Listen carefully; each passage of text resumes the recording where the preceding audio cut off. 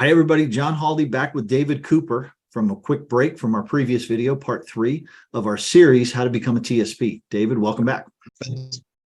Part 4, how do you get CGOs? This is the million-dollar question, right?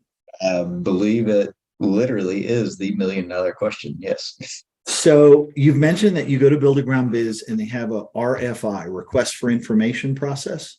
That's an online form you complete to say, I want these things that are on there. It's their form where they just ask you some general info about your business or about your business plan to become a contractor. So is there like an official secret key that this is what you say when you answer it, or is it really just your plan? You've got to speak to what you plan to do. And if there were an official key, I would love to be able to know the secret to it. But no, it's just it's asking about your business, and the biggest part about it is you better be able to back it up because we'll get to it. But phase 2 of these is having a meeting with FedEx, and they're going to drill you and ask you a lot of questions about this plan. And you need to know your details. And you need to be able to make sure this plan can come to fruition if you are awarded these runs. Now, I remember in school, we would get tests and this question's worth 10 points and that one's worth 5, and you add them up and you get a score out of 100. Do they provide anything like that? No, there's nothing along those lines. So how does someone like me who knows nothing figure out what I should be putting in this RFI? Great question. There's definitely some resources out there to help them. There's numerous contractors that'll go out there. I've seen it on the pages we've talked about before of ways to meet and connect with other contractors, where guys will just flat out share their RFI and send it to you. There's definitely companies out there that'll help you craft your message. There's contractors out there that for a fee will help you craft your message. But really going through the process and seeing what it involves, and there's just, like we mentioned before, there's the sample one out there.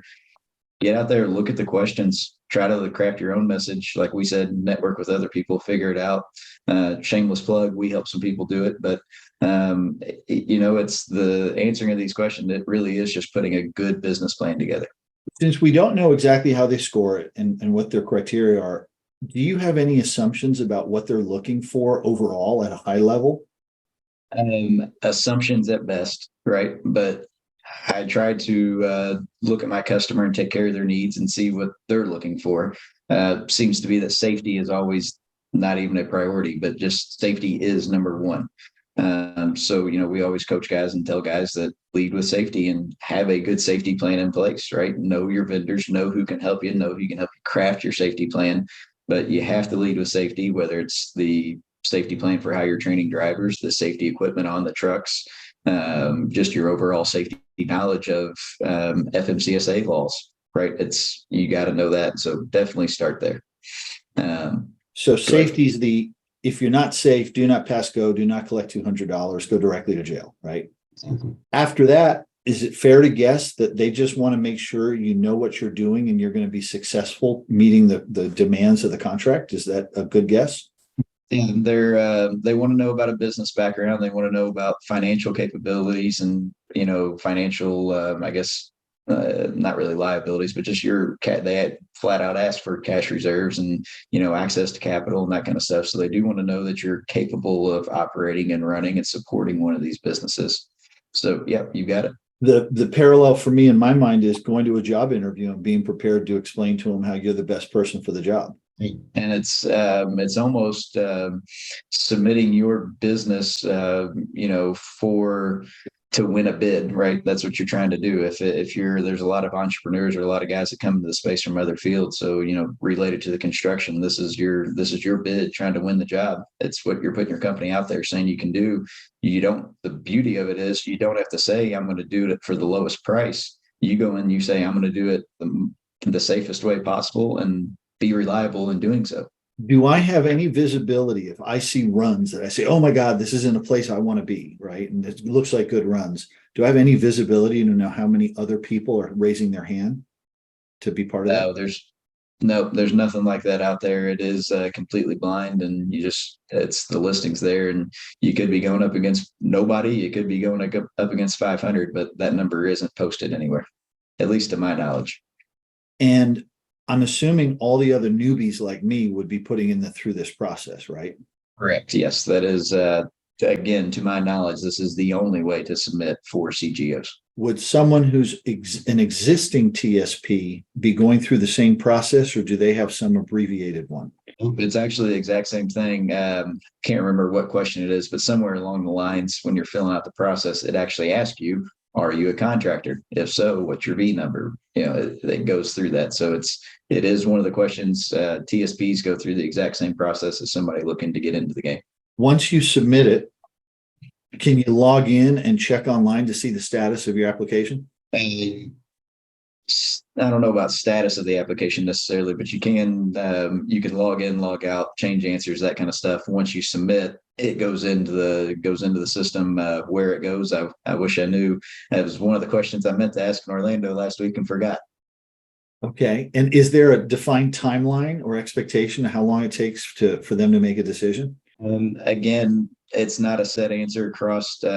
Probably has something to do with how many people would apply. But from numerous ones I've put in or helped people put in over the years, some guys have gotten replies in 3 days. Some guys have thought they didn't stand a chance, and it's a month later and the phone rings. So there really is a pretty big window on that of when they're getting back to people, from at least mine and clients' experience. Maybe they're going linearly and you're the first one we're going to call. And if you pass, it's done. And if you fail, then the next one. And if they have to get to the fifth, it's taken a month. I don't know. Do they always close the loop and let you know it's done? You missed it? No. I have gotten emails in the past saying that, thank you for your application. Your business was not chosen for this one. But there's been other ones that I've put in for that you haven't heard a word. Does it cost anything to apply on Build a Ground Biz? No, there's no, you do have to, there's no cost whatsoever. The process to just get in is you can create a link to it. So if you're not a contractor, right, you can create a login with Build a Ground Biz. You can actually sign up. What's convenient for it is you can sign up to get the new listing sent to your email, to your inbox. You can pick, I want just the ones from this region or just the ones from this state, or, different ways that way to get the ones you're looking for. I just want line haul. I just want P&D. There are options for you. Can you submit for more than one place at a time? Yes, you can submit for any listing that's posted up there. No limit. So if this is fishing, you can bait 20 hooks and go nuts. Exactly right. Just when you get denied or you get a no, do they give you any feedback for why? I have not had that experience in the past. It's just been like I said, just a kind of a generic email sent back. Thanks for applying. Nope. I would say that if you kind of get past this step one, which is submitting the RFI and going through the next steps of the process, which is meeting with FedEx, at that point, if you're not chosen, usually you get some feedback of why they've gone a different direction or what you could change, to better your chances the next time.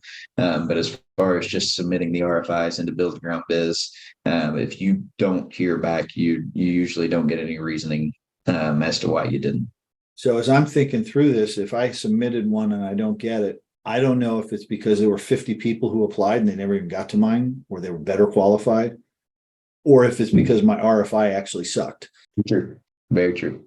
So almost like think about trying different things, maybe different baits on different hooks. I tell my kids often, and tell basically anybody I try to contact and come in contact with, always be improving yourself, right? If you submit it the first time and it's not, you didn't get the result you wanted, what can you do to make it better the next time? So when you click submit, maybe you are the one that's chosen. So maybe don't wait to have the world's most perfect RFI before you submit one. Get one in soon and then keep improving it. Absolutely. Absolutely. I actually had that conversation with a gentleman today.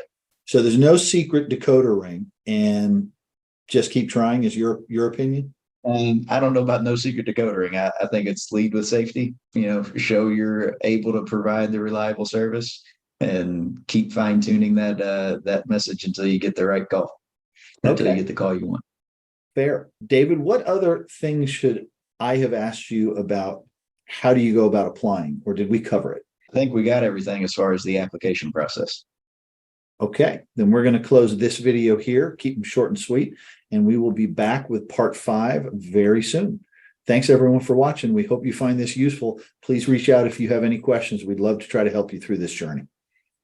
Thanks, David.